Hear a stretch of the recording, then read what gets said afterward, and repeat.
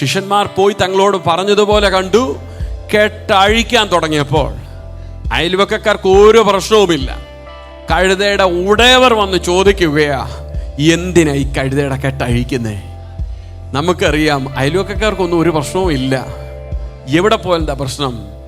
കെട്ടഴിയുമെന്ന് കാണുമ്പോൾ പ്രശ്നവുമായിട്ട് വരുന്നത് ഉടയവരാ.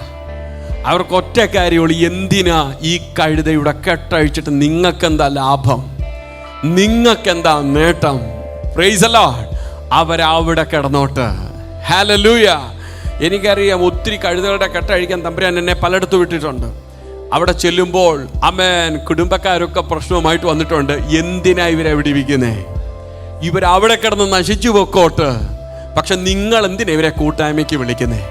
നിങ്ങൾ എന്തിനാ ഇവരെ വേർപെട്ട് ആരാധിക്കാനായി ക്ഷണിക്കുന്നത്? Praise the Lord. കാരണം ഉടയവർക്ക് ഇഷ്ടമല്ല ഈ കഴുതയുടെ കെട്ടഴിയുന്നത്. Praise the Lord, praise the Lord. എന്നെ ശ്രദ്ധിക്കുന്ന ദൈവവൈതലേ, ആർക്ക് നീ വിടുവിക്കപ്പെടുന്നത് ഇഷ്ടമല്ലെങ്കിലും തമ്പുരാൻ നിയോഗം തന്ന് അമേൻ അമേൻ തൻ്റെ അഭിഷിക്തന്മാരെ പ്രാർത്ഥിക്കുന്ന ഒരു കൂട്ടത്തെ നിന്റെ വീട്ടിലോട്ട് വിട്ടാൽ, അമേൻ കൂടി വരവ് നീ അറ്റൻഡ് ചെയ്താൽ, ഓർത്തോ നിന്റെ കേട്ട അഴിഞ്ഞിരിക്കും. കെട്ടഴിഞ്ഞാൽ പിന്നെ ആ കഴുതയെ യേശുവിൻ്റെ അടുക്കലേക്ക് കൊണ്ടുവരികയാണ്. Price the Lord.